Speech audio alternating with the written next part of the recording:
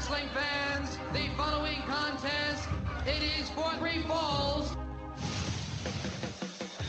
It is the Three Falls Podcast with your hosts, Sharpshooter Derek Schluter, Professor is Matt Professor Pepper, that's a spoiler. and wrestling enthusiast Michael Punker. And away we go. 1, 2, 3!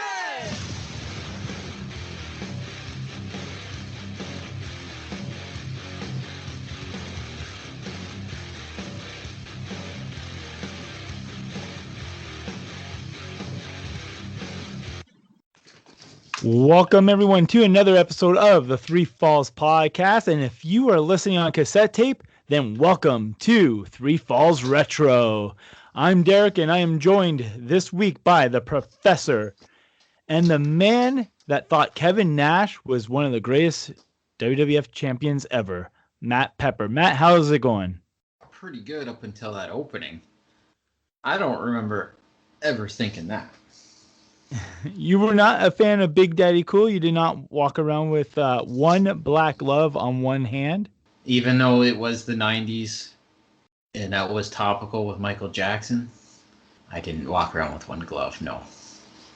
Oh, that's unfortunate. Did you? No, I didn't. I didn't. But I was a fan. I will admit it. I was a fan of Big Daddy Cool Diesel. It was one of those things, like, back then, as a kid, you liked a lot of the baby faces anyway. I didn't dislike him, but I was a Brett guy, even when Nash was the champion. So it was kind of one of those things, kind of like him, like Brett more, but I don't know. He didn't set the world on fire for me as a fan, but I can't say that I disliked him. You know why I bring this up, actually, because it's fresh out of my mind, because this past week I watched the WWE documentary Two Dudes with Attitude. Have you seen it? No. Oh, you haven't? Okay. Well, it was really good. I really enjoyed it. Are you really going to learn anything from it? No. I mean, if you lived through that period of time, you pretty much know what it's all about, mostly about, Sean's cocky. It actually reminds me of the Warner Brothers cartoon. Did you ever see like Foghorn, or was it Foghorn Leghorn?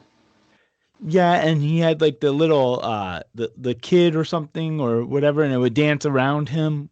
Yeah. And be like, yeah. And he was like an angry chicken, always wanted to fight or something like that.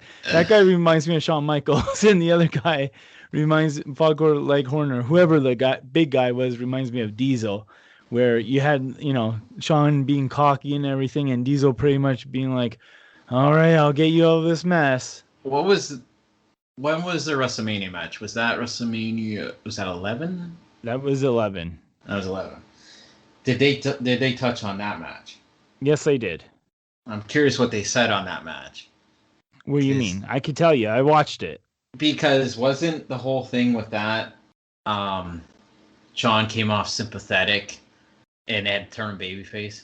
I don't recall them saying too much about that part. But there was, I can't think of what his name was, but they did have like a guest analyst, as a talking head.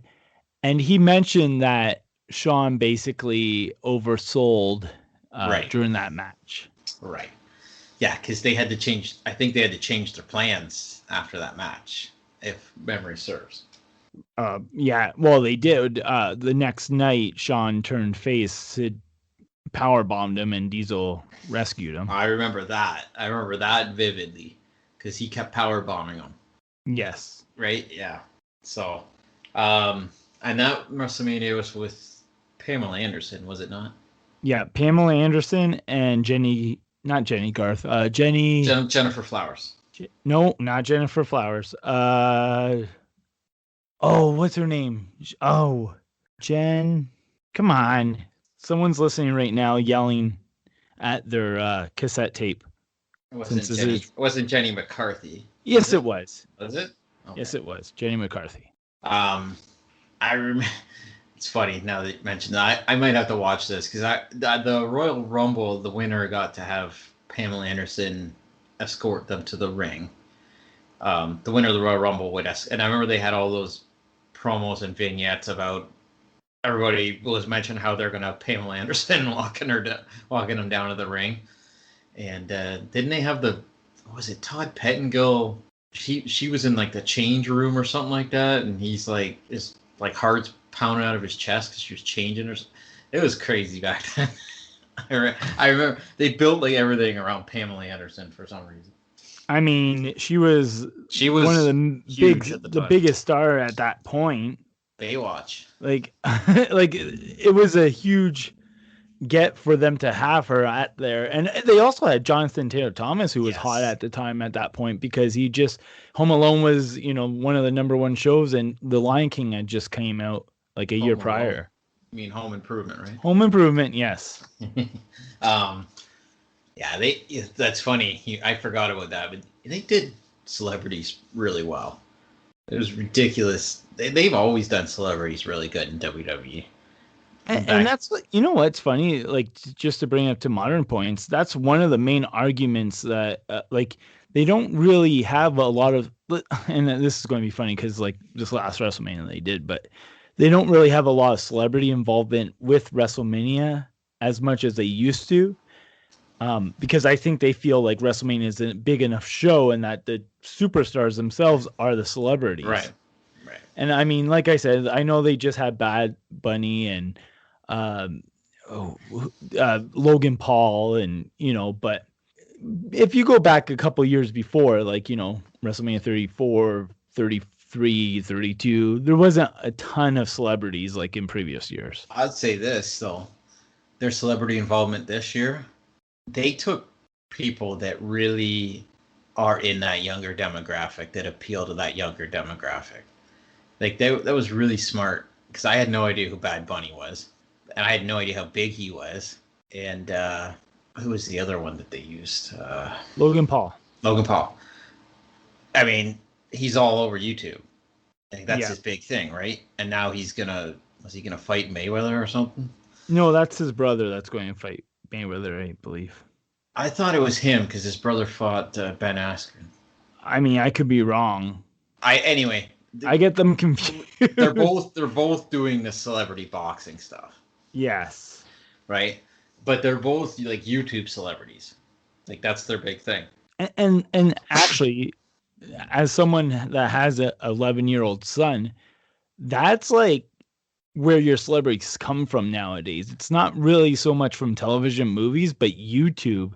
In fact, today my son just got this book from one of his YouTube guys that he watches, and he's always talking about this other guy, and I have no idea who these people are. But with kids, that's what they watch now. They watch YouTube. They don't even really watch TV. Right. I mean, it's funny because the only shows that I see where there's commercials is when I'm watching live sports. Yeah. I thought about that the other day. I'm like, because I seen like this commercial. They play the same Doritos commercial during the hockey game with Matthew McConaughey every week.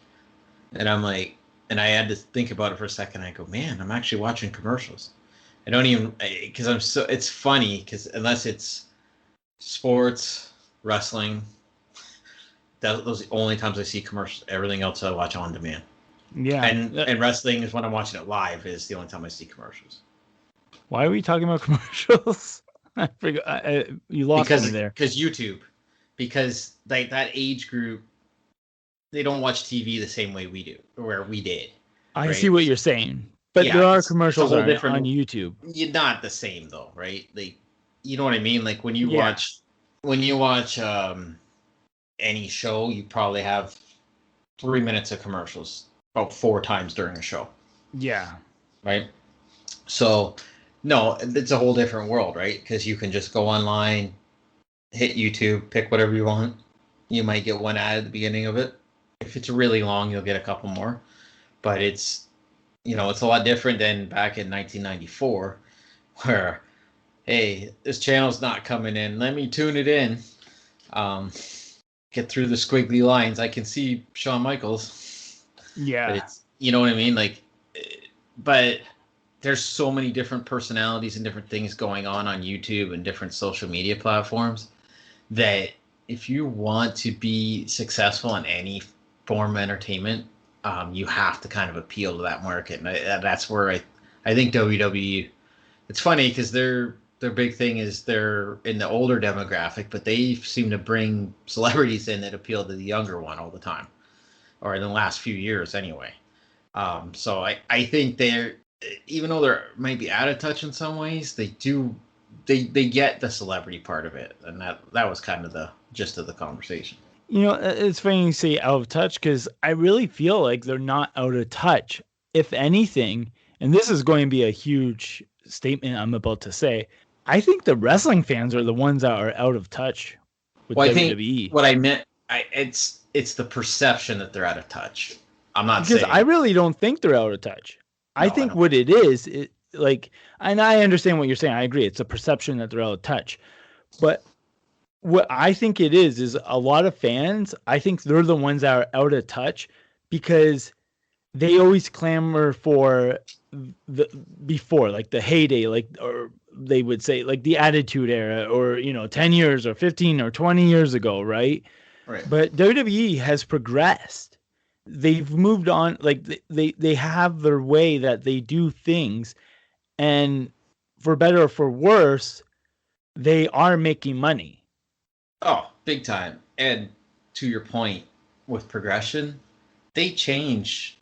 They will change when things aren't working. It might take them time to adjust to it. But we talked about it last week just with women's wrestling alone. They're really the forerunners of that progression. There was other companies that had big acts that were female wrestlers, but not a whole division. And they've essentially opened that wide open. So they will adjust to whatever's going on. It's just they're smart about it. They know it's a business. They're gonna make money no matter what, but they're not stupid. They've changed directions thousands of times in the time I've been alive watching wrestling, and I think to your point. And it kind of is something that Bret Hart said one time. He said, I don't even think the fans even know what they want. It's true. It is. It's very, very true. It is. I mean, I just, and I don't, it's one of those things that I don't get involved in some of these online spats and stuff, but I try to pay attention to just more what's happening in wrestling. And when I see different comments from fans and stuff, it's I think what it is, and a lot of it is going back to, I know more than you do. So what you like is not right. And this new thing is where it's at, but this old thing was dated. It's not good now, or vice versa, or there's no middle ground on that. And it's all over the place. I know what I like in wrestling for sure, but if I've said this before, if I were running a company and there's something I didn't like, but it was getting over, I would find a way to monetize that. And that to me is what any company should do. And if people don't like a certain thing, but it's getting over, you amplify it. Squeeze as much out of anything as you can.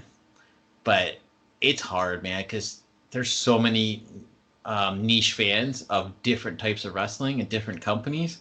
It's going to be very, very hard for any one company to really get a big market share. No one's going to get the market share that WWE has.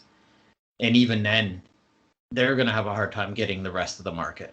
It's just the fans are so scattered. And I really believe they don't know what they want. Well, it's not that I don't think they know what they want. I just think that they know what they want, but they're expecting WWE to give it to them since WWE used to give it to them. And that's not how it works, right? But is that I don't know if that's necessarily an accurate statement. There's a portion of the fans that WWE give them what they want, but there was always that other section of the crowd that was, we like Southern wrestling. We like the ECW style. We like whatever. So I always think there was a divide there. I think where WWE got popular is they had really over top guys, and they just built around that.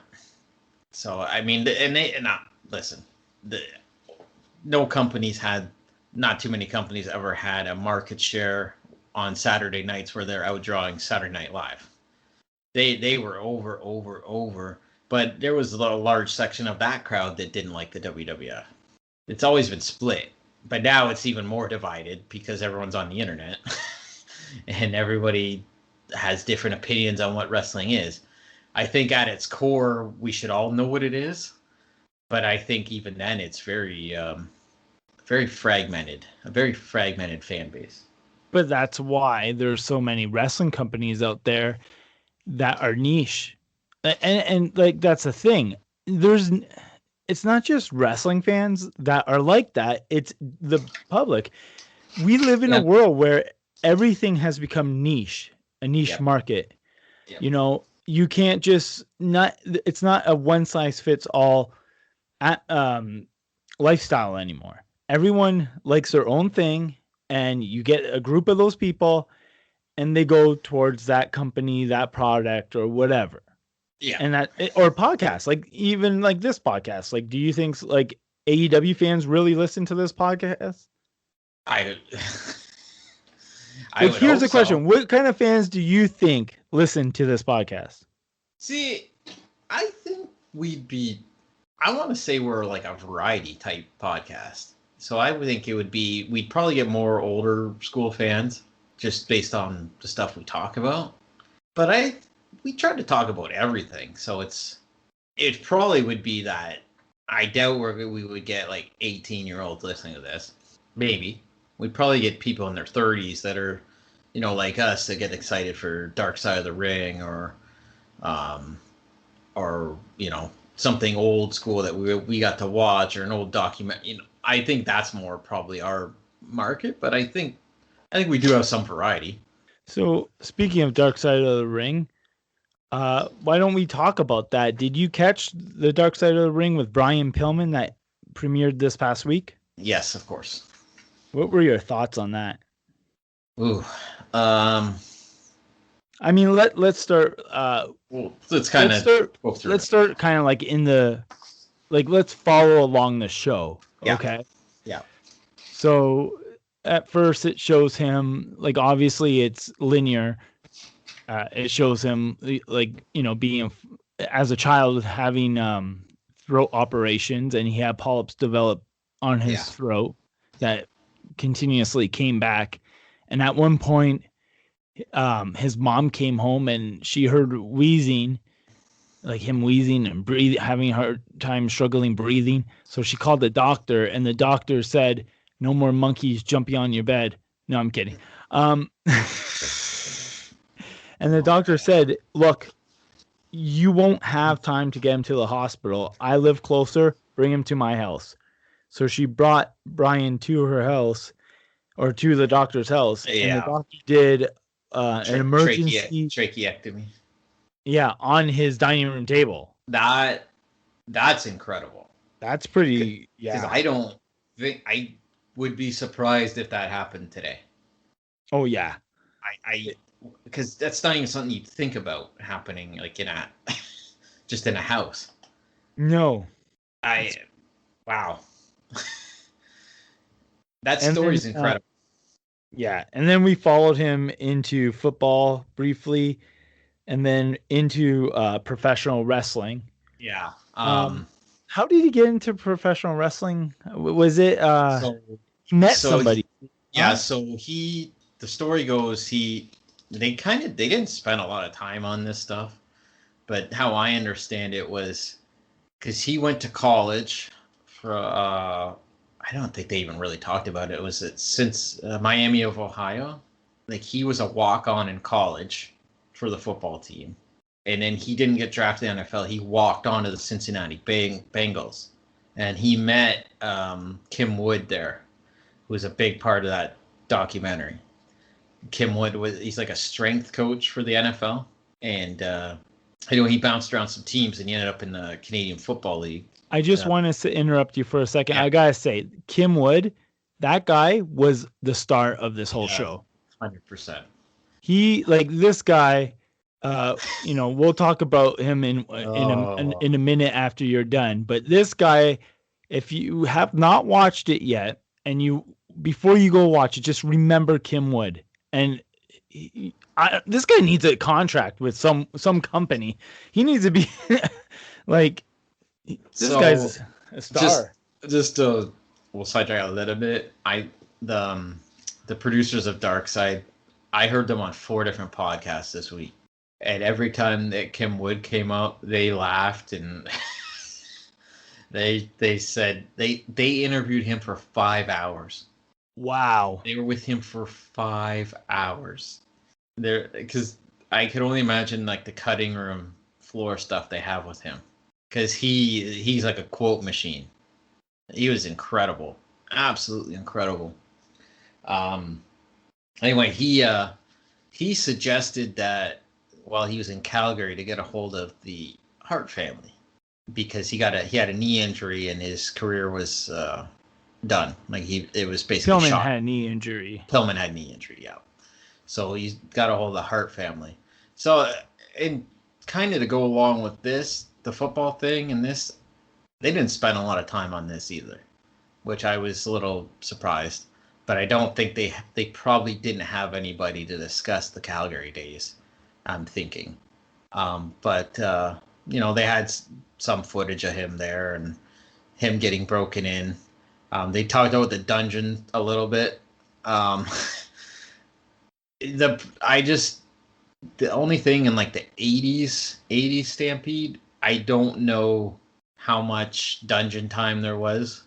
Because as the 80s go on, I don't think they did as much in the basement as they used to.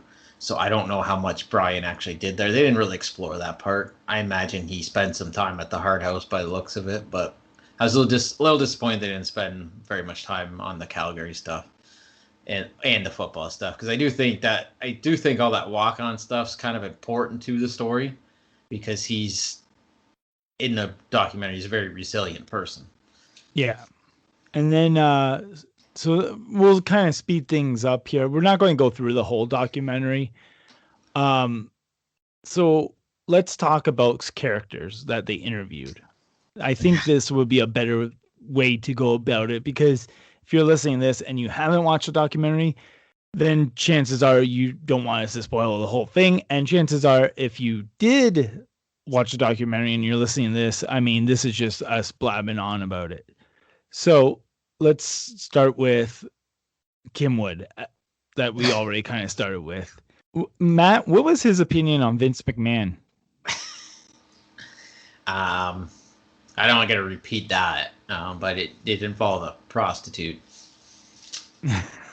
That was, by the way, the line of the show. Yeah, definitely. I literally paused. It's funny with these documentaries and with wrestling, and being around wrestling, not much surprises me, but I wasn't prepared for that comment. No, definitely not. He was a very colorful character. And do you think that the reason why he stood out so much is because even people in the industry that do not like Vince McMahon or Eric Bischoff or, when they talk ill of those people, you can tell maybe it might be they're holding back or they're not quite saying exactly what they thought. Yeah. And do you think that it was kind of refreshing because Kim Wood has no affiliation with professional wrestling as far as I know, and he's just out and open and honest about it, and he could not care any more for Vince or care any less for Eric, he didn't care. Yeah. He just told you how it is. To him, they were nobodies. They were just, John, Dick, and Harry that were down the street, right? My interpretation of it was that he looked at it like a con man business, and he talked to Brian about manipulating that business, and he looked at it as a money grab. getting as much out of it as you could. And I mean, truthfully, he's in the sports world, so I can see why he's like that. Like that he's probably been through so many contract negotiations for himself that he kind of understood that part of it. Now, an interesting part, though, that I want to bring up, and maybe you know more about this, is he had an open line to Dave Meltzer. That was odd. But I think that was like a combined thing with him and Pillman. Because Pillman met Dave first. Yes. According to Dave. He said that when he was in Calgary, he was tape trading with Dave. So I imagine he was sending him Stampede and Dave was sending him whatever. And then Kim Wood, was essentially, they didn't really kind of state it, but I got the impression that Kim Wood is just representing Brian, like as like an agent type thing. He was basically Brian's version of Barry Bloom. Yeah. So he's like an advisor to him. So it's weird because then I don't want to jump ahead too much, but he mentions how let's not totally manipulate Dave. We want him kind of in the loop so we don't ruin the whole gimmick. But I thought it was and this was a loose cannon gimmick. Yeah, right. I mean, we can come to that in a second, but I know we're just talking about Kim Wood. I did find that an odd relationship because you could tell just interviewing Kim Wood, he's not. He doesn't seem to be like a very huggable, kosher type guy. So that I did find that relationship odd. Now let's move on to Melanie Pillman. What were your thoughts on her? Oh man. Well, my first thought was that's Melanie. Yeah. Because my jaw hit the floor. It doesn't look anything like her. No. I mean, last time, like, I don't know about you, but last time I remember seeing her, she looked like a penthouse model. Well, last time I seen her was on the WWE Pillman documentary. Okay, because I don't remember seeing, I can't remember that. It's been a long time since. So like a lot of people probably hadn't seen her since the Raw thing, but she was on that Pillman documentary that they made, and she still looked pretty similar, like young, no health issue, anything I saw her and I'm like, and I don't like saying things like this, but my first thing seeing her, it's just like the PSA is drugs are bad. They're really bad. And I look at her and I'm like, wow, has she ever really fallen? And that is just, I hate seeing stuff like that. It's heartbreaking. But I could not believe that was her. Even the way she was talking, it was just apparent that she's had some real, a real downward spiral. Yeah. Now let's talk quickly about his children. So we'll go Danny Pillman, his oldest child. Yeah. Well, that was an interesting development that he didn't know about her for about a year or two. And it was kind of a developing story as we move along with his kids that he had different children with different women while he was with the previous woman, if that makes sense. Yeah. But she kind of, and I don't mean this in a good way, but attitude-wise, she reminded me of Brian. Really? Yes. Just the kind of look like that, I don't want to say crazy like a fox look, but she just had that something about her that reminded me of Brian Pillman. Yeah. She wasn't on it as much as the other. No, because she also probably had less of a relationship with Brian. Well, I don't want to say that, but she was kind of distant because she had her mom was alive. So when Brian passed away, she lived with her mom. I think she was with both parents. Is what I gather. Now let's talk about his or his second daughter, that was on the show. What was her name? Brittany Pillman. Yes. Now her mom, Brian's first wife, committed suicide, and this was covered in the show, and it was alluded that Melanie and Brian kind of drove her to commit suicide. Now, I just want to talk a little bit more about Brittany and jump ahead here. Eventually, we know Brian passed away, and she was raised by Melanie along with Brian Jr. Yeah. So now, what were your thoughts? Like, quickly, what's your thought on Brittany Pillman? That's that was the hardest part. One of the hardest parts of the whole documentary to watch. Do you think possibly she was the biggest victim in this documentary? I mean, you can definitely make the argument for that. I mean, the whole story with her mother. Let's just talk about her mother for a second. Like, she's married to Brian. They have like the dream house. He's having extramarital affairs. He ends up having a new family, and then she's having mental health issues. And then so Brittany's living with Brian and his new wife, and his new wife, she makes mention, is running the show essentially. And then for whatever reason, and I'm sure there's more to the story. Like, I mean, how much are you going to open up on this? That like they ended up with custody, but they kind of alluded there might have been some shadiness to that. And that's a tragic story, and it's hard because when you see in a story like that and you hear things like that, you immediately think of, first thing I think of, obviously her. Like, that's devastating. And then, it makes it hard. Like, these documentaries make it hard because, if you're a fan of somebody, those kind of moments and memories don't put them in a positive light. It sounded to me that, I mean, I don't know everything that went on with that. You only know what you know on there, but, she loses her mother at a young age due to kind of pettiness with her dad and his new wife. That is, and it by suicide at that.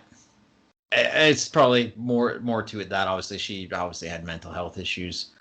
But now, man, that's terrible. That was awful. That was one of the hardest parts to watch. I just want to say though, like, by looking at her before hearing any of the story, you look at her, she's a beautiful woman, and right. She has a nice setting. Like, the houses that she's in where they film her it looks nice. It looks like she has her, like, everything's together, connected for her. Like, she lives a good life. Right. So here's what I want to ask.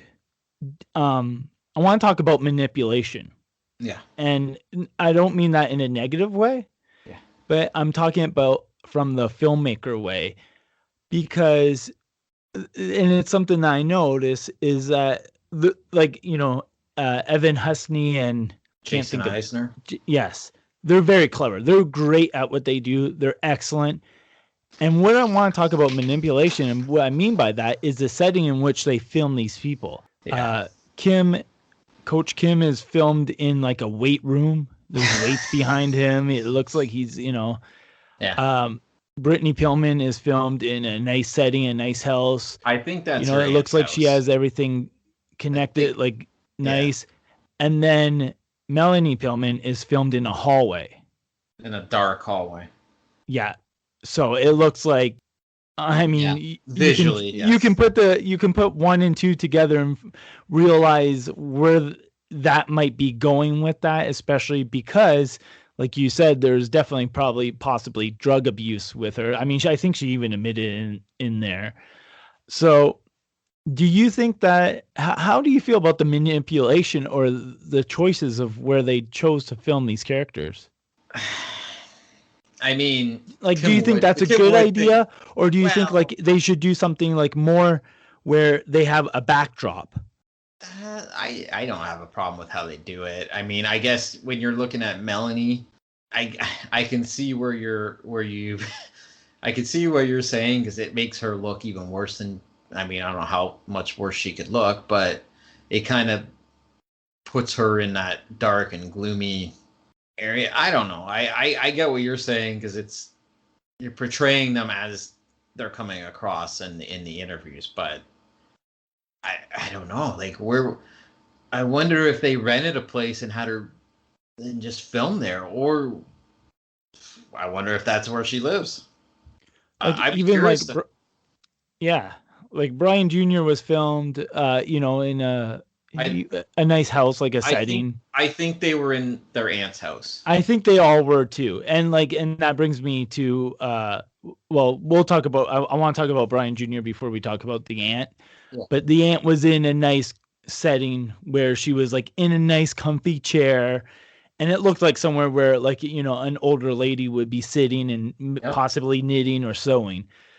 So we'll get to her in 1 second, because let's talk quickly about Brian Jr. and how he was portrayed in this documentary. Yeah. Do you feel, I mean, he kind of, like, the way that they did this, are you there? Yeah. Okay, so the way that they did this is that towards the end, he was basically the phoenix rising from the ashes. And, like, he talked about his tough upbringing, because once Brian passed away, his mom remarried, and his stepdad pretty much abused him. And he even talked about this one story where his stepdad had these dogs that would basically be on guard. So if he was banished to his room, they would growl if he tried to leave. And he said that, he's found a little bit of solstice in having a GameCube, and that was the only thing that, made him happy. And it's funny, because later in some interviews, like within the interviews, when they talk about Brian Pillman, like other characters, like his sister and that, they're like, yeah, he was just the kid always playing video games, always in his room playing video games. Always. Yeah. And that was basically his outlet into, from his escape from reality. And then once his stepdad found this out, he took the GameCube and threw it against the wall. Yes. And by the end of, we all know by the end of the documentary, it turns out like he's following in his dad's footsteps. He's becoming a professional wrestler, and he's on the rise. Do you have any thoughts on how he was portrayed, his story, what he had to say? To be perfectly honest with you, that whole stepfather thing, that actually really made me angry watching that, because I hate stories like that. I know it's true, but I hate hearing about garbage individuals that do stuff like that to kids. That really bothered me. In terms of Brian Jr., he came across like really adjusted, well-rounded person that went through a lot with his parents. His dad dies when he's pretty young. His mom is going off the rails and in crazy relationships. I couldn't believe the thing at the end when he talked about his mom. He's like, I can't go on hating her forever. I'm thinking about it, and I'm like, that's a pretty big person to say that. Yeah. Because I don't think I could do that. So I'm like, he's a better person than I am, because I don't think I could personally do that based on that story. But I look at it like this, and, I don't want to turn into a wrestling thing, but I look at him and I'm like, he should have time in the ring with the fans, just like a couple minutes, because to me, he's the ultimate babyface, sympathetic person in a real life setting. To go through that, to come out on the other side, I liked him. Like, I've always kind of liked him. Like, I look at him and I'm like, God, he looks like his dad. Like, he just looks identical to him. And I see him on TV. I've seen him a few different times, and I'm like, I kind of like him. He's got a lot of potential, but you never really got to see a lot of his personality. and you got to see him in a real life setting and the things he's gone through, and it's like to me, you want to root for that person, and I think he came across maybe the best on that whole show, going through what he did and how humble he is for doing it, because that's really hard to do. Now let's talk about Brian Pillman's sister. I can't remember her name. Is it Brenda? Was it Brenda? We'll say Brenda. Pretty sure it's Brenda. For all, just as whatever. We'll say Brenda. She to me was she was the light in this entire documentary. Yeah. She, like, if everyone had problems, she was the one, like, God bless her soul, that she was there for all of his kids. And she, even after he passed away, the two weren't seeing Danny enough or at all. So she made it so, maybe once a month they get together and they have dinner or something like that, just so that they can have some sort of a relationship. Yep. Not only that, but she was the one that had to tell Brittany's, so when Brittany's mother passed away, she was the closest one to the house or whatever. And she was the one that had to break the news to Brittany's mom that her daughter has passed away. Yeah. And she was also the one that had to just put up with everything. I mean, God bless that woman. To me, she's the baby face, the white hot baby face in this documentary. Yeah. She was really good. She was also on the WWE Pillman documentary. I remembered her. He had two sisters on that one. I don't know if his other sister's still alive or not. See, I gotta watch that because I have it. I have the DVD, but it's been so long, and I should have watched it before I watched this, but I didn't even think about it. It was I really liked that documentary when that came out. But I know she was on that one, and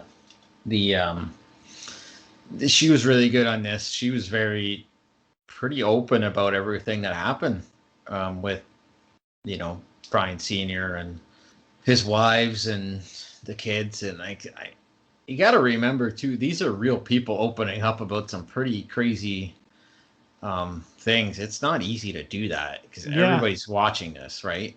Yeah. That is, that you can't not respect what she did. Like, that's, she's doing everything she can for her brother's kids in some pretty crazy circumstances. And, I mean, let's just be honest. If she wasn't there, what would have happened to these kids? Yeah. Like, that's scary. That is some scary stuff. Yeah. Just before we continue on that, now they keep saying he's got 5 kids on this show, and 2 are Melanie's. Now, the one I was really, really surprised they did not talk about his stepdaughter Lexi, because she ended up becoming into the wrestling business after he died. All right. And she tragically died in a car accident. Really? Yeah. When did she pass away? This is early 2000s, probably mid 2000s, I would say. I did not know that. Yeah. Like, I was very surprised they didn't just talk about that at all. Who was she? Whose daughter was she? Was she any of? She's Melanie's.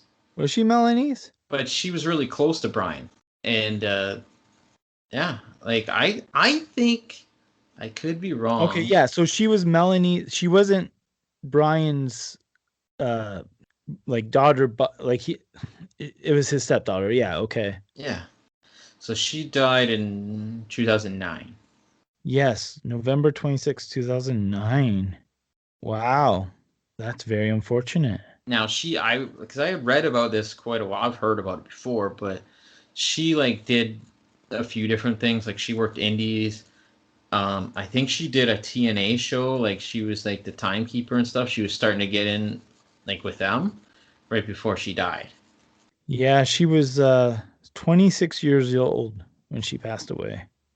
Yeah. Well, no wonder why Melanie looks so rough. Wow. She might have been on the Pillman documentary. I remember he had one of the kids was on there saying like how close they were, and then she really missed. I can't remember if she was on it or not, but it was very.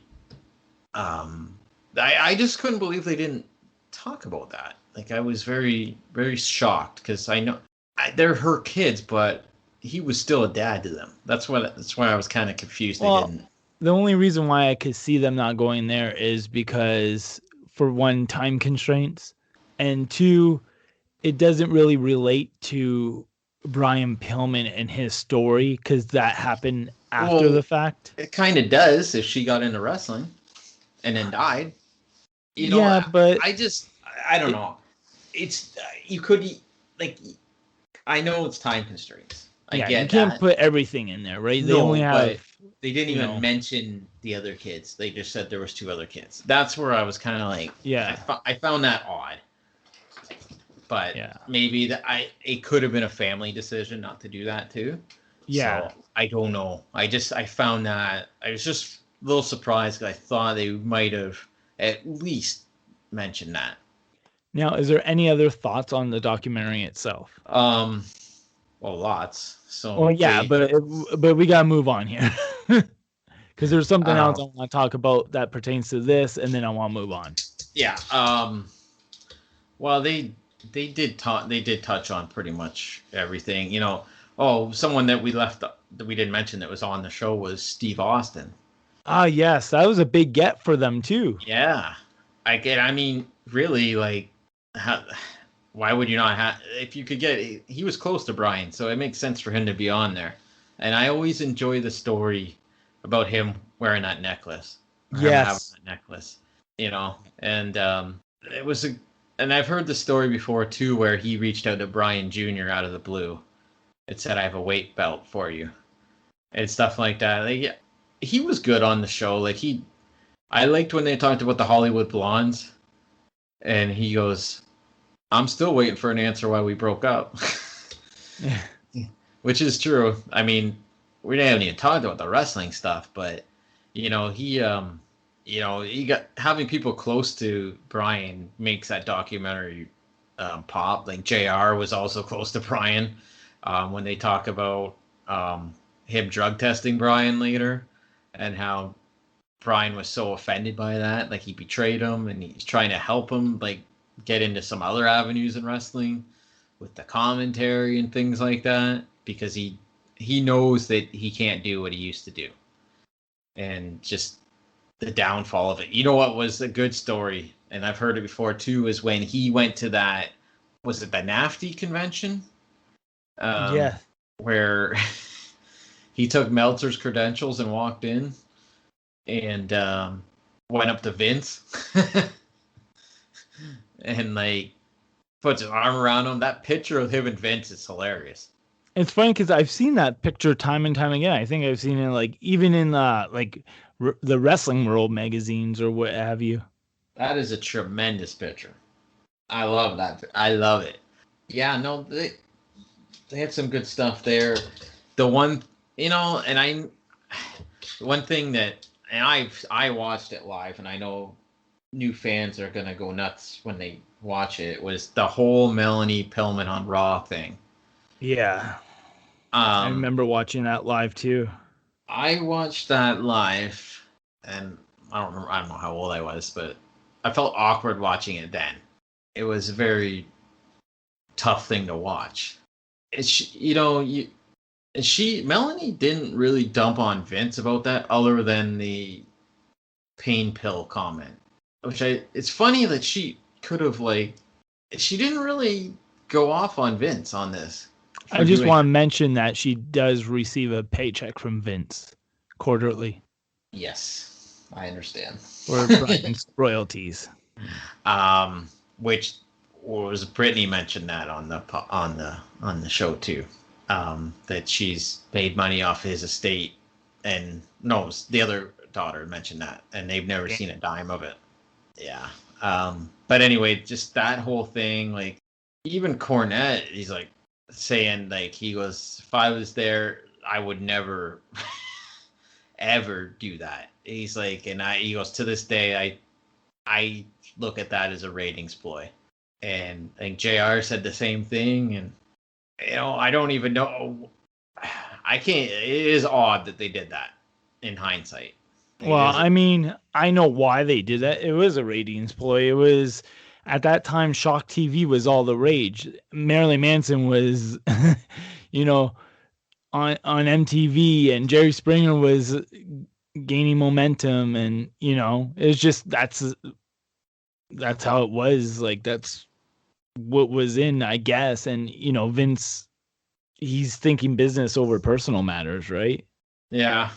And I mean, I'm not going to defend Vince, but it's tough spot to be in when you got to keep the train rolling too. But yeah. I mean, your talent just died. So I don't think people think straight. So Brian Pillman passed away in October 1997. Right around the corner was the Attitude Era. Mm-hmm. Had he not passed away, where do you think he would have been in 98, 2000, 2002, 2005, and so forth? I wonder if he would have begrudgingly got out of the ring. And I think so. Was a manager or something like that. Like he probably eventually would have been, like on creative. Yeah, I could see that. You know what I mean? Like, but even, and it's funny because JR mentioned it. He said, actually, it was his podcast this week. He talked about it more in detail. He said, he talked about the commentary thing, and he said, I fully believe if we could have got him to stay with that, he would have been like the modern day's Jesse Ventura or Bobby Heenan. Hands down, I believe that too. Yes, he's that good. I could see probably him. So let's just play. I'm just going to play armchair Booker here. Yeah. So Brett leaves. The Hart Foundation disbands. He's in 98. He kind of fizzles out as a wrestler because he can't do much, and it's just wearing and tearing. They move him over to commentary. He has a pretty good run on commentary. Then I could see him being released by WWE or WWF at the time, around maybe like 99, 2000. And at that point, he shows up on ECW, and he's their color commentator, helping with the booking, maybe doing managing. You know what I mean? Like, I could see him going back to ECW and just trying to like set it on fire. And what year? 2000. I wonder, because they did mention on there that he didn't want to leave WCW. Because I wonder if because it sounded like he was just trying to get big money deals. Yeah. So I wonder if that would have been an option. I mean, it pretty much could have, but I just say ECW because I would say that's where he fits in. I would say after 2001, he's probably just gonna. If he went to ECW, like, I don't know at that time, like in 2000, I don't know what he'd be getting paid there because they were having some issues. Clearly. Well, okay, I mean like 99, 2000. So they probably sign him just before they go on TNN, and he is on there as a commentator. Kind of like what they did with Cyrus. It would be like Cyrus. Instead of getting Cyrus, they got Ryan Pillman. That would be interesting. I think, I wonder, though, like if he was there after Montreal. Yeah, I could see him being there after Montreal. Well, no, hold on. I'm wondering what he would do after Montreal, because I'm not necessarily saying he would leave, but I wonder if he would negotiate to leave and get a bigger deal with WCW. I don't know. That's hard because that's what it sounds like he kept trying to do, was like leverage for more money. But the thing is that at that time frame, I feel like WCW knew the bloom was off the rose and that they were not getting Brian Pillman. That was the hottest free agent in like the beginning of 1996. Could you imagine though, right? Let's just say he went to WCW sometime after Montreal with a live mic. That would be, because everyone thought he was nuts anyway. And he would have a lot to talk about. Another thing is like, would WCW re-sign him? Would Bischoff re-sign him after that? Sounds like he wanted to. Wow, that's Because Bischoff's I feel like personality. I feel like Bischoff kind of BS'd his way through this because he looked like a fool. Bischoff did not look good in this documentary. Like when you look at that story, how like realistically Brian Pillman tricked Eric Bischoff to get out of his WCW contract. That's an incredible story. In order to get more money, right? So like that's why I'm saying like Bischoff in the documentary kind of blew that off, saying, "Oh yeah, I knew. You know, we were together. We were in cahoots the entire time and all that." Well, however, we all know the truth. You know, Bischoff is is not going to admit, "Yeah, I'm a dumbass." Let's think about this in WCW terms. They literally would sign everybody that they could.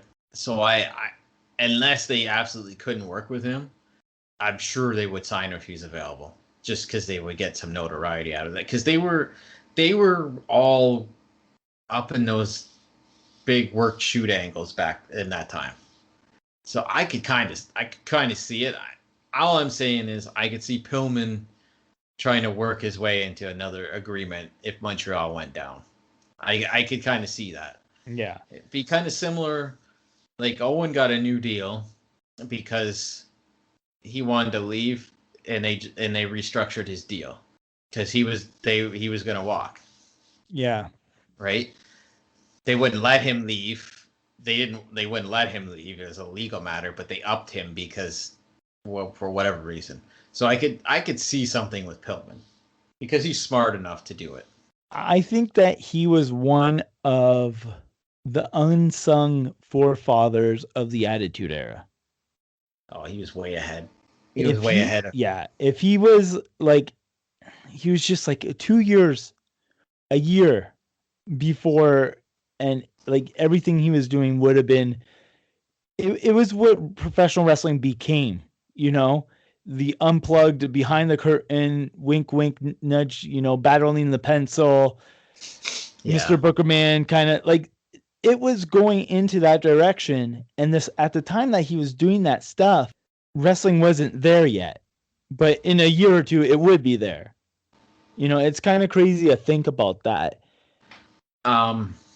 You know who they didn't have on the show that a lot of people wanted on the show was Mark Madden, because he was really close to Brian. Really? Yes. But what happened, because Madden, I think, worked for the Torch before he went to WCW. So he was in that dirt sheet world. But Madden, apparently, I heard an interview with the directors about this because a lot of people kept bringing it up. And Madden even went on Twitter and did a rant about how he should be on the show. And they basically said that, you know, he was somebody they had fingered for the show. But then they seen how just some of the stuff he does online, they were like, we don't want him on the show. Really? And the way he was talking about the show, they didn't want him on the show. Yeah, it was interesting. That is very interesting. Now, one thing I just kind of want to add, the part where they find out that Brian had died, the story that Cornette told, that is just, I mean, that's heartbreaking too. Yeah. When Cornette is crying on TV, you know it's pretty somber. Like he calls the hotel, and then the reception guy tells him he's dead, and then he couldn't deal with it anymore and had Bruce deal with it.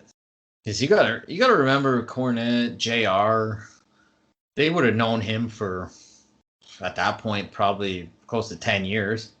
It's, you know, it's pretty crazy stuff. Like, he had a pretty eventful life. The documentary's sad. It's hard when you watch these things because there's moments, like I said, you look up to these people, and there's things where you see them in a negative light, and it makes it harder for you. I'm glad they do have kind of like a happy ending with his kids, but it was an emotional show. Now, do you know what they have next week on Doc? Is it Nick Gage? I'm not sure. I'll look it up because I really don't know. Yeah, well, you look it up. I'm just going to say my final thoughts on this. I think that they hit another one out of the ballpark. This is excellent. It really captures Brian Pillman and who he was. And I just want to say a great choice in getting Channing Tatum to play Brian Pillman.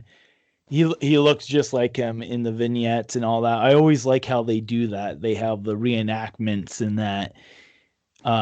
They do an excellent job, and I really obviously recommend it.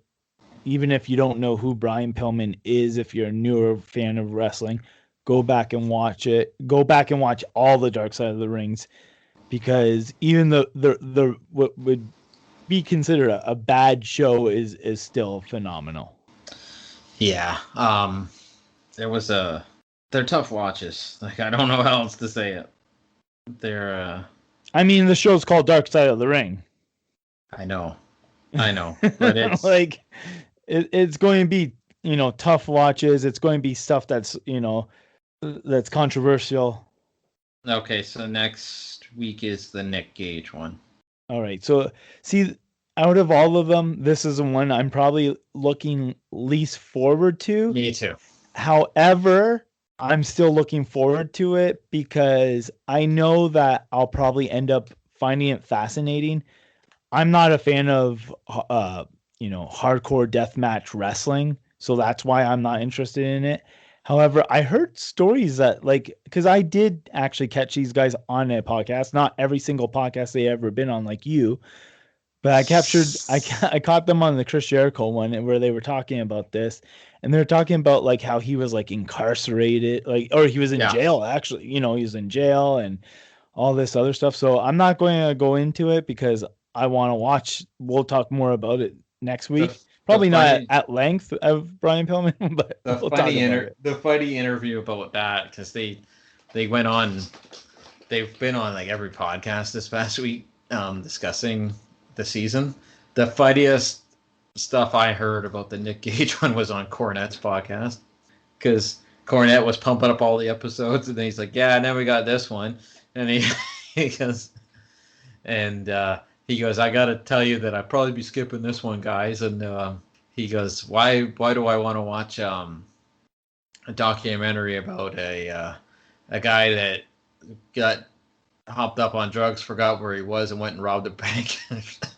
Or something like that. I was like, yeah.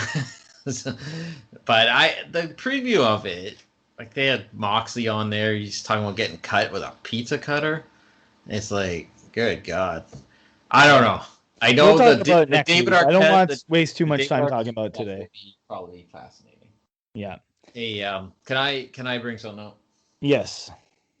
I watched the WWE Collection show. Okay, I have yet to see it. All right. I caught bits and pieces of it on YouTube. I really wanted to bring this up to you. Now obviously they're scripting some of it into a show, but you would pop big time on the very first episode. I would in the second one, but the first one for sure. I might have seen it. The first one's with Mick Foley. Yes. Okay, so they're trying to find his Mankind shirt, his Mankind top. I think a Mr. Socko. Oh yeah, the original Mr. Socko.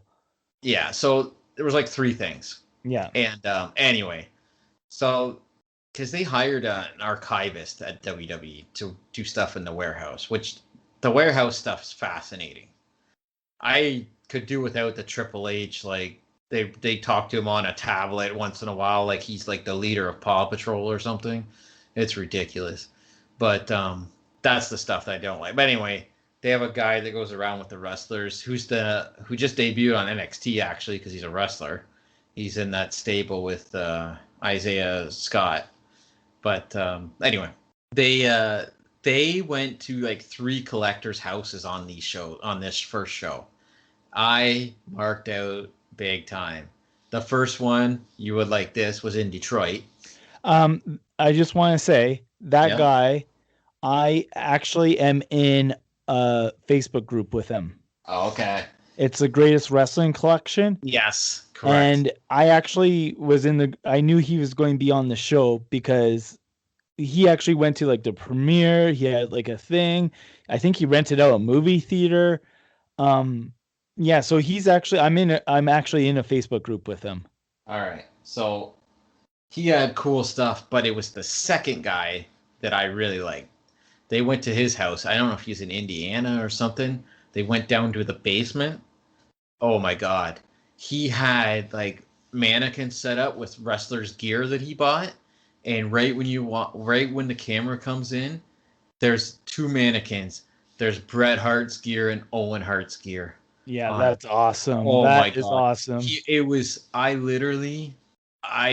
just was like, oh my God, like I want this. Like, this is what I want. I got wrestling stuff, but nowhere near what these guys have. I couldn't imagine what they're spending on this stuff. Like I said, their rooms are cool. Like, they had giant sized posters, autographed, like everything.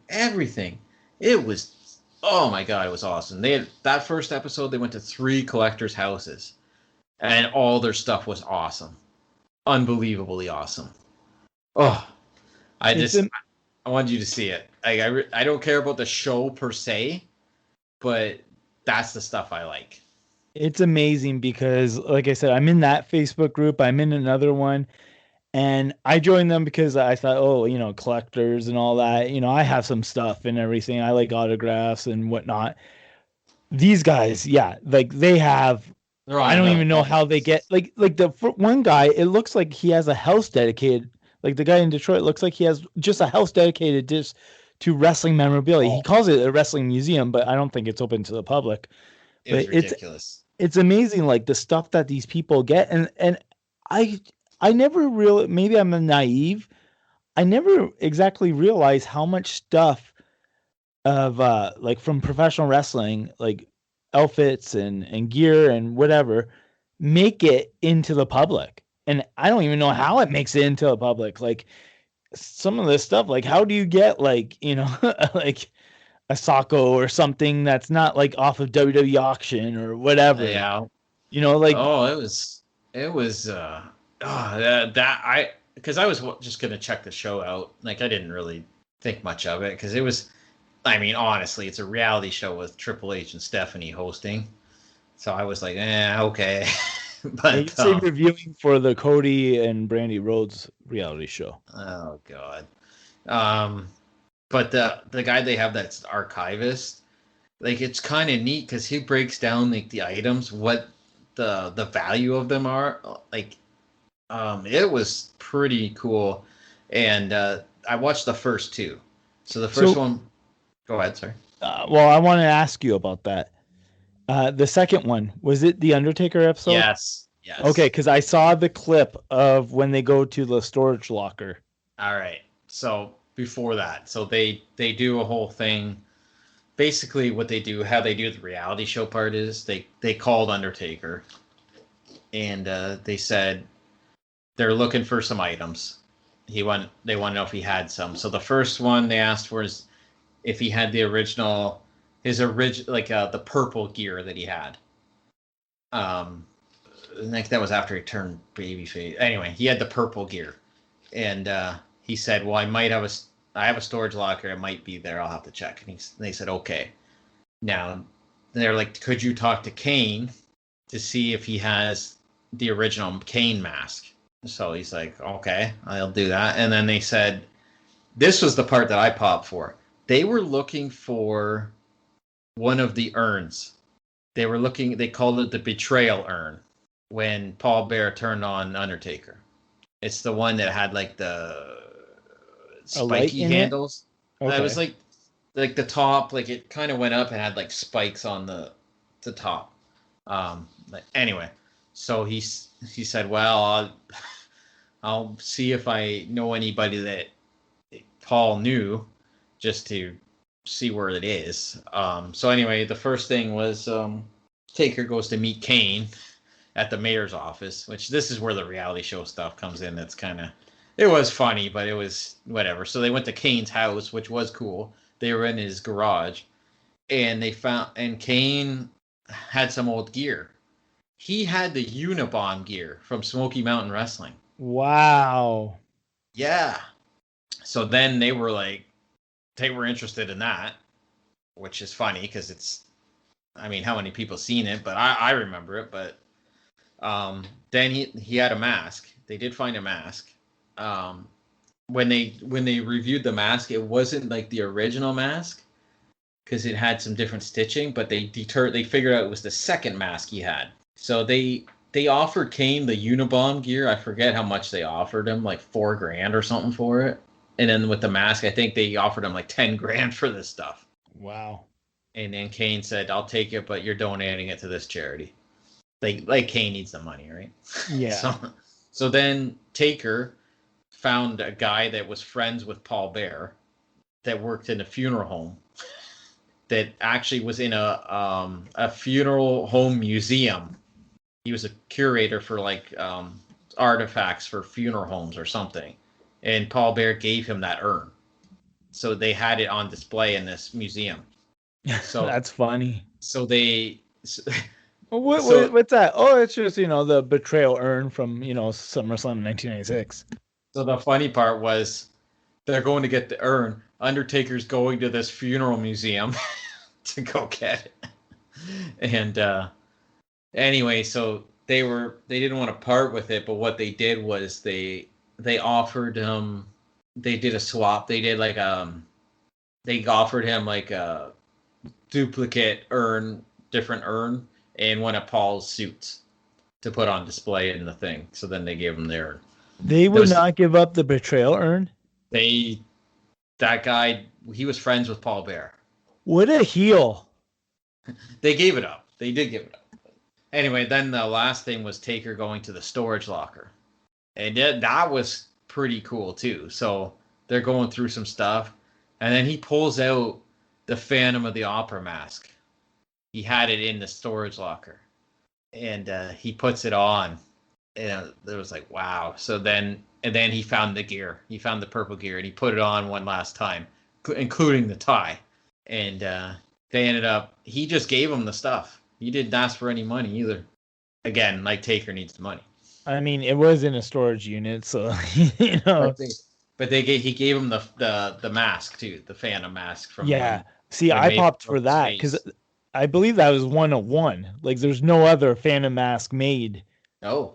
So I really to me that was because the purple gear he probably had got it made every 3 months he got new purple gear or whatever. But the Phantom mask, he only wore that for a small period of time. And, it's one of those things where you'll see it pop up in merchandise from time to time. I think he had a Mattel figure a couple of years ago. Never been in a video game or anything. Yeah. It was in that arcadey one. What was it called? All Stars. Yeah. Okay, see. Well, I think he was I think he did it in the WrestleMania, the arcade game too. No, he had his regular. Oh, not that one. What was the one that was on Sega CD? In your house? No, it was before that. It was like the Royal Rumble or the Raw one. One of those ones. He had the purple gear. I don't remember him having the Phantom mask. Not the mask. Just. No, that's what I'm talking about. I'm talking about the Phantom mask. Oh no. Yeah, that's never been in a video game. No. Okay, yeah, the only way I remember it being in a video game is if it's a creative piece to put on your guy. No, he's worn the purple gear in a couple of video games. Yeah, he's had it in a lot. So, but the Phantom mask is what I'm talking about. Okay. I'm talking about the rare item. So, but, I really got excited for that. It was pretty cool. I like the show for that stuff. I don't care about the storyline stuff in the show because obviously they have to make it a little more TV-ish. But it's pretty neat. I haven't watched the Lawler one yet because that's the third one. But I'm going to hopefully check that out in the next couple of days because I'd be curious to see that one. Because Lawler, I mean, when he started wrestling mid-70s, It'd be interesting to see how much Lawler merch is out there, because you could Yeah. go a lot of ways with that. Like, he's had albums and you name it. Yeah, I look forward to. I gotta get A&E so I can watch this. But there has been clips on YouTube, and that's how I've been watching whatever I can find. Yeah, it's kind of neat because they talk about how much merch has been made for different things, and they talk about Taker, like, because Taker didn't do a lot of media stuff or whatever. Like, there's not a lot of Taker merch, like stuff that he had out in the public. So anything that's out there is really rare. So if anybody has stuff, it's worth a lot of money. It's pretty cool. Like, I don't know. I haven't looked at all the episode lists, so I'm curious to see who else is involved in this show. Yeah. No, it's a good show. I like that premise. Speaking of shows, let's move on. Well, before we move on, I want to talk about something. Yeah, go ahead. Last week on the show, we talked about Impact Wrestling. I feel like I was a little rough on them. No. So what I ended up doing, because I'm not one of those people that if I'm rough on something and I will go out and I will criticize something, I will go and give it a chance. So I watched some of Impact this past week. Yeah. And I must say, I really enjoyed it. I thought, like, we were talking about their production. Their production looks really good. It's, I think they've spent the pandemic fine-tuning it, because, you know, in the past, it hasn't been perfect, but it's, from what I've seen of it, it is much improved. Well, they film in Skyway Studios in Nashville, and it's really well lit, and they even have like these like screen lights or whatever like that go around the ring. They do pipe in some fan audio, which I'm like, I hate that, because it does it's funny because it does add, like, it's better with audio, like hearing fans and all that. But at the same time, like, you don't see any fans, like, at least with WWE on the Thunderdome, you actually see people's faces on the screen. Here, you don't, like, there's no one, and you're hearing like kind of like an audience or like murmur in that. I think there was some complaints about that it was too quiet, so then they started doing it. Well, if I was them, I would do what AEW did and use some of whoever's backstage or whatever and put them on one row. Like, you don't have to have them on both rows. Have them on the hard camera side where you don't really see their faces, maybe the back of their heads, and kind of have them, like, you know, do the whole like gimmick thing and all that, you know, wave their hands up and all that. See, I'm back and forth on what to do with that, because I know people don't like the piped in audio stuff, but at the same time, for the TV viewer, this is the time to try to manipulate the crowd for when they come back to the shows. But see, that's not my problem, though. My problem's not the piped in audio. My problem's the piped in audio when there's no one there. Yeah. Like, that's what I'm saying. Like, I need a visual, because if not, then you're like, it's flat. Like, it's like, okay, like, what are they trying? You know, it's fake. At least with WWE, you kind of like, your mind is like kind of tricked. Like, you know, like, you see the people. Yeah, you see the people, and you, like, when something happens and they're chanting like, "This is awesome," you kind of think like that's what they're chanting. Like, you don't think that it kind of, you get lost where you're like, oh wait, this is piped in. You know, like, this is WWE doing this. You know what I mean? Mm-hmm.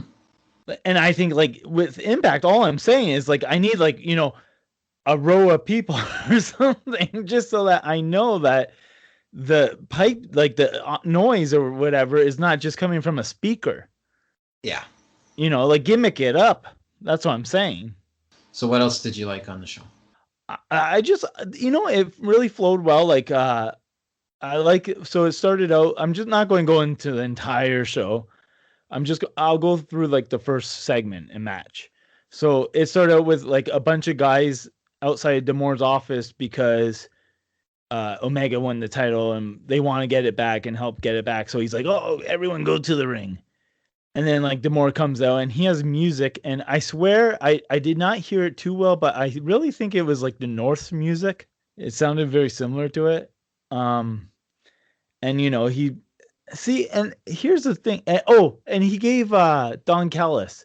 He gave them an ultimatum that Kenny Omega has to be on Impact by the end of the show, or he's getting stripped of the title. Right. So the show long. Now that was the storyline last week too. I just gotta say this. That's the episode I watched. It was last week. Oh, okay. Yeah. Because I watch on Impact Plus. Yeah, I seen. Then I had seen most of that episode too. Okay, so yeah, I forgot that part. Is that because I watch on Impact Plus, I'm a week behind. So this was the latest show on Impact Plus when I went to watch it. Anyway, I thought it was good. And the first match was Jake Something versus a returning Chris Bay. Yep. Yeah, and it was good. We all know how much I put over Jake Something last week, so I'm a big fan of his. I just, you know what? It didn't seem. I'm not all the way through the episode right now, but it doesn't seem as hokey as it did last time I gave it a shot. I'm hoping that I like this is how it is, because I will start watching Impact on more of a regular basis. I mean, a week behind every show, because, like I said, I watch on an Impact Plus. I'm too cheap to get, the Fight Network or whatever. I'm one thing at a time. I'll get A. Well, yeah. When I watch it, it's on Twitch. If I'm not watching anything at the time, or I'm not busy, then I'll put it on. Is it live that you watch it, or is it on demand? Yeah, I can watch it live on Twitch. Not on demand, though, right? I think they do sometimes. The reason I'm asking is because, like, if the latest show's on Twitch, and I'll watch it on Twitch, but I don't know. To be on demand, because I'm not watching it, on Thursday night.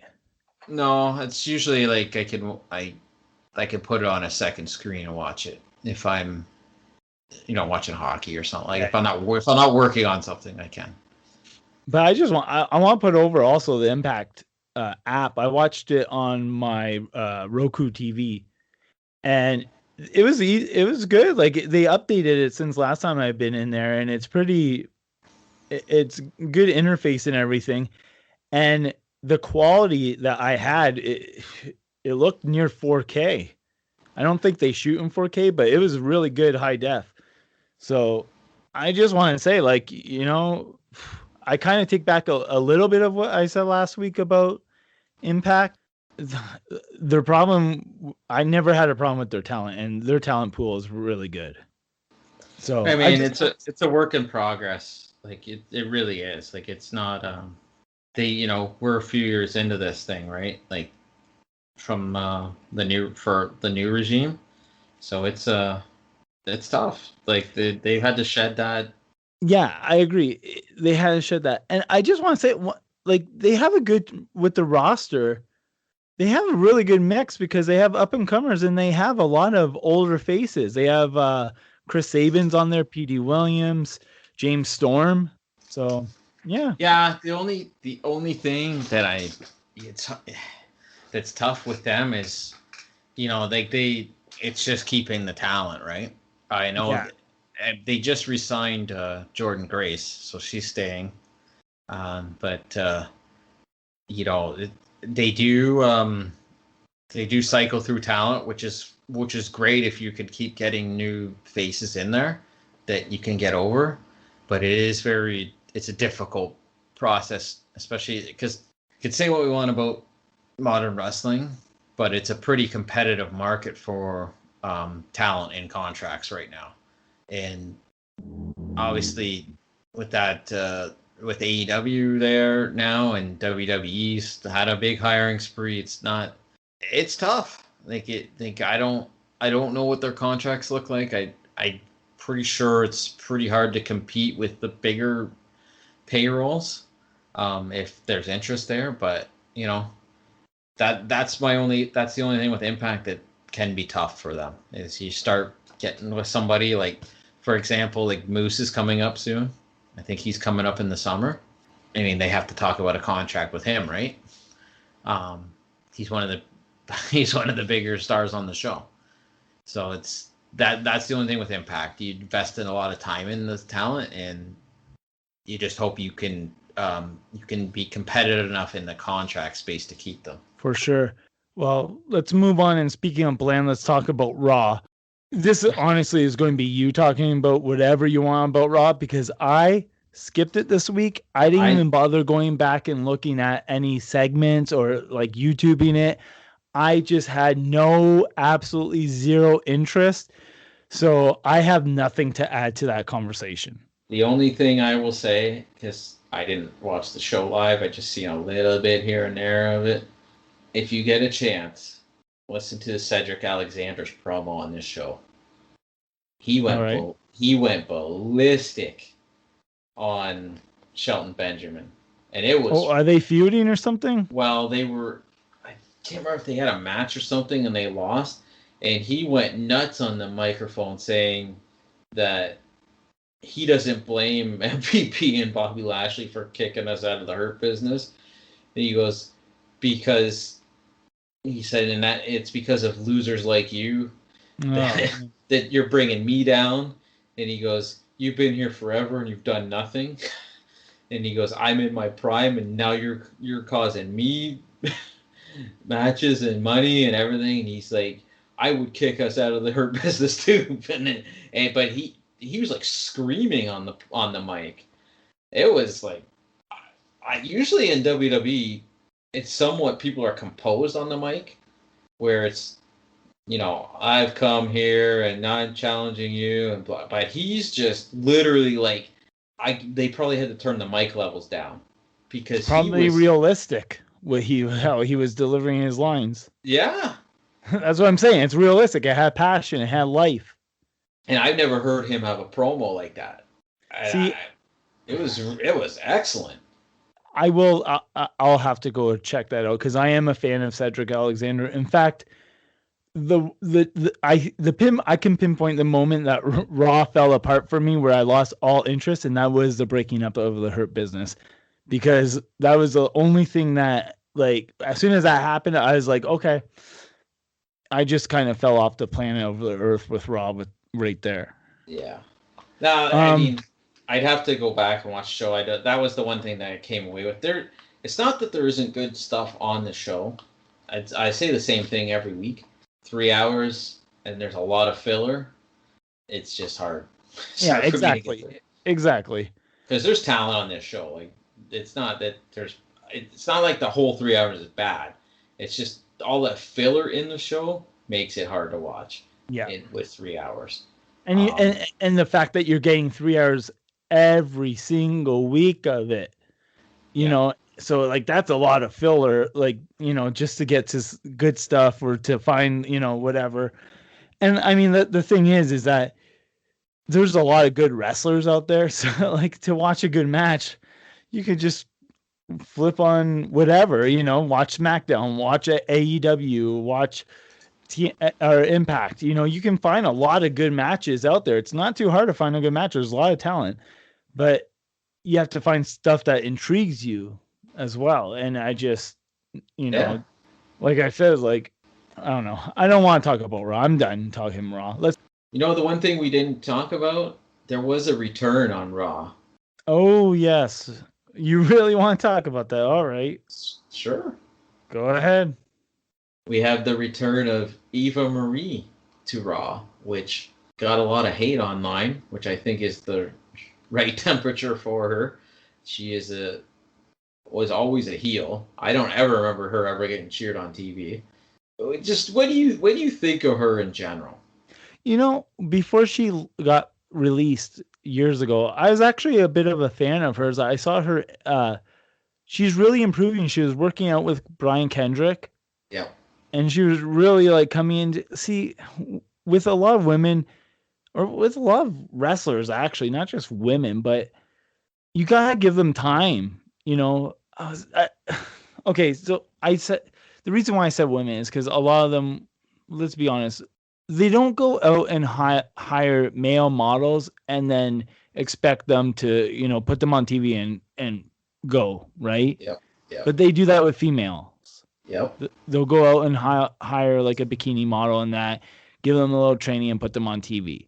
So when it comes to that, I like to give them a little bit more leeway because honestly, I don't fault them for taking money and an opportunity. But a lot of fans, you know, they don't want green people on their TV. They want people that are ready to go. They want, you know, people that know how to wrestle. So they don't give the time of day for these people. Yep.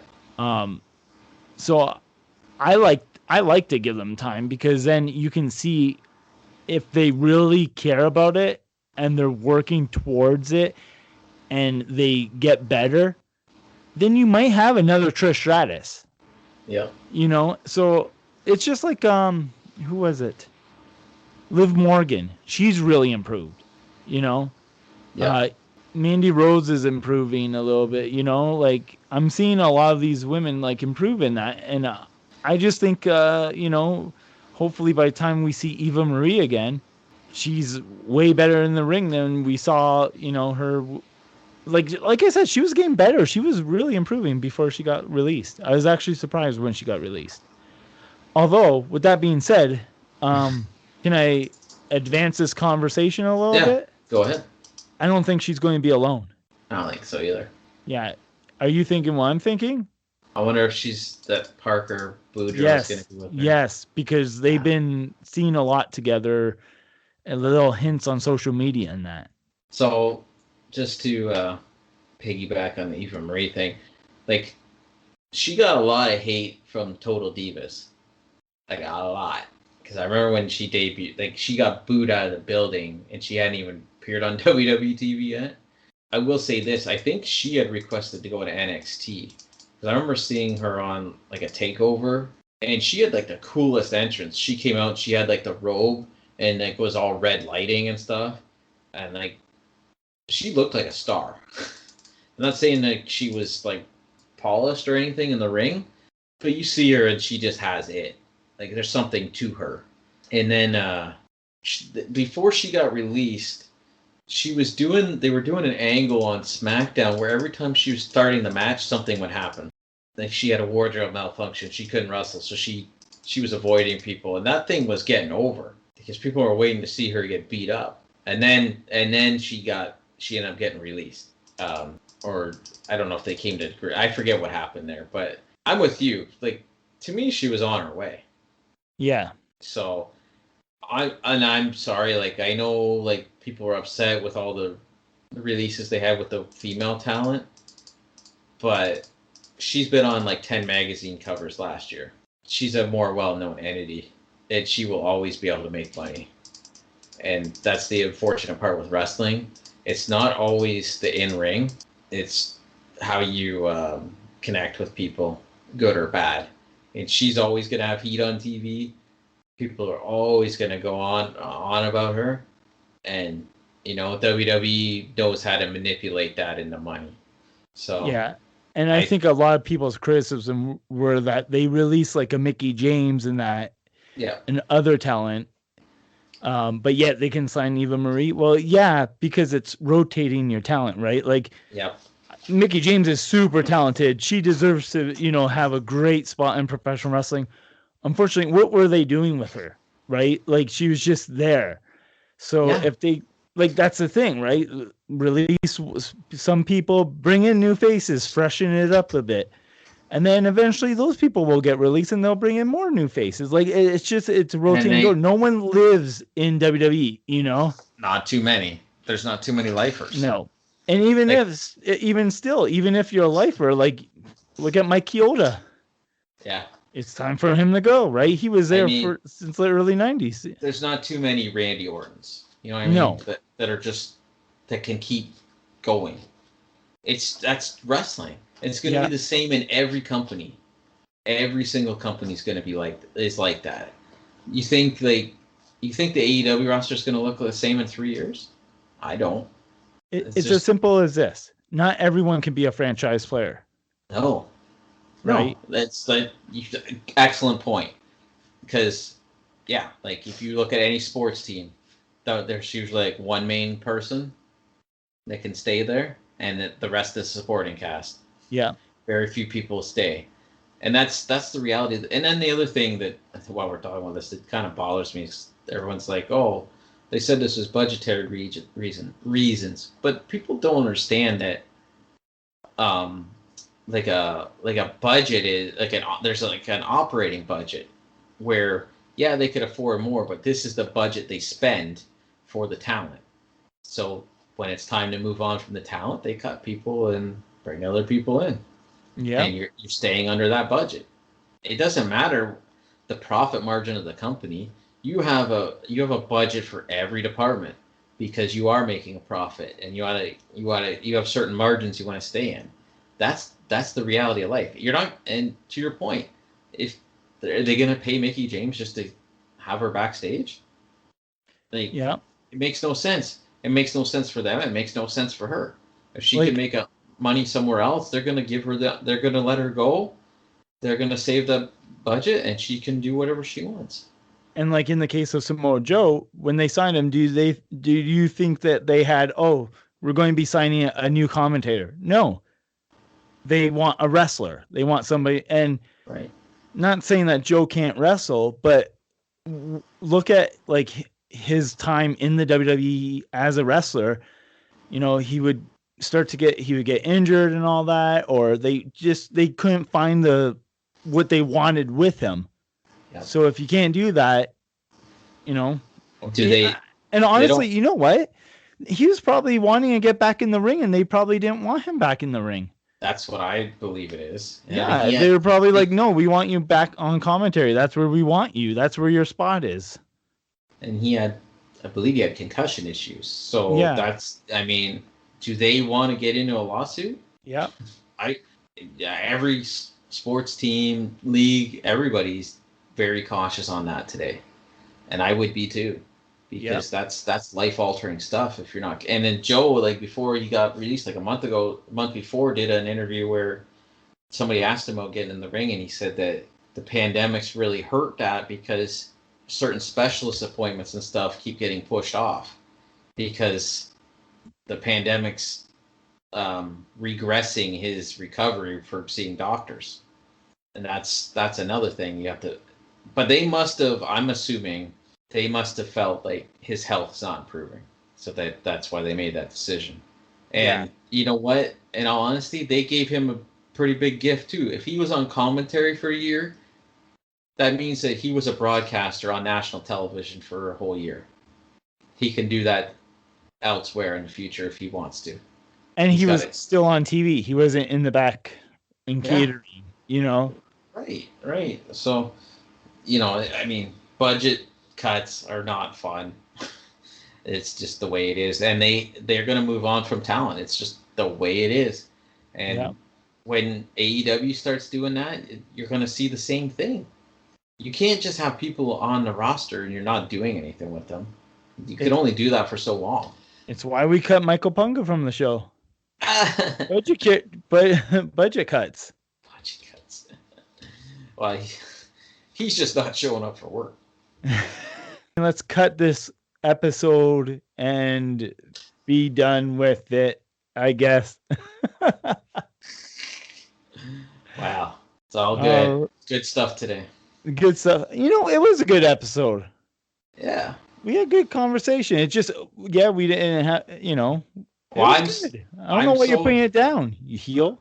Well, I kind of heel on the show sometimes, but no, I'm glad we got, you know, there's a lot of wrestling shows on right now that gives us stuff to talk about. The Dark Side of the Ring, I'm happy that's back. You know, we haven't talked about any of the A&E shows yet, other than the collectibles. There's a bunch of profiles. Because I gotta get A&E, I told you. I'm working on getting it right now, so eventually I'll be able. I want to check out this Randy Savage one that people have a lot of issues with. So I'm gonna check that out. I watched the Roddy Piper one. That's the only one I've seen so far. Well, I'll tell you what. I'm hoping to get A&E this week, so hopefully by next week I'll watch the Randy Savage one. We can talk about that. Well, also, that's the one I want to go for sure. Also, some of my goals this week. I actually started it today, but I didn't get far enough to talk about it. But I really kind of want to talk about MLW next week. Yes, they had. Have you seen it? I haven't seen it. I know they had the big reveal. No, because then you can watch it and we can talk about it next week. Yeah, because that was the season finale. Yes, so we will. Hopefully, we'll both watch MLW and talk about it next week. Okay. Let's do that. Because no use in talking about it if we didn't watch it. Yeah. So yeah. So I mean, we got a lot of stuff to talk about. You know what? This isn't a WWE AEW podcast. No. You know what? There's some weeks where we don't have to talk about WWE at all or AEW. Some weeks that's great. Yeah. That's why we don't talk about Raw anymore. Like, I'm not wasting my time talking about something that I don't want to watch. Ain't no one got time for that. Oh. All right. So be sure to, if you like this flow, if you like what we're doing, give us a shout out on Twitter at 3 Falls Podcast or Facebook at 3 Falls Podcast. Instagram, we're not really an Instagram thing. I know you post on there, but I haven't for a couple weeks because it wasn't working on my phone, but I just fixed it. It's pictures anyway. We're an audio base. Get with the game. Yeah. So anyway, email Mike Punga. Tell him that I guess he budget cuts. If you want Mike Punga back, send us a line. That's what you do. Send us a line. Drop us a line. Tell us that you want Mike Punga back, and we'll cut some of Pepper's pay, and we'll make sure we pay Mike. Yeah, let's not do that. But Punga needs to come back.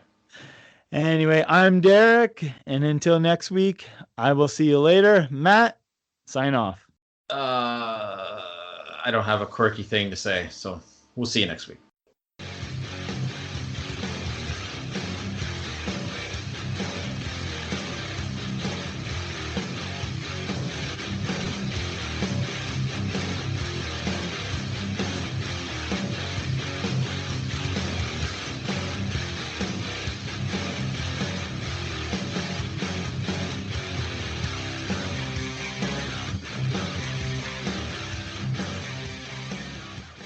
Goodbye and good night.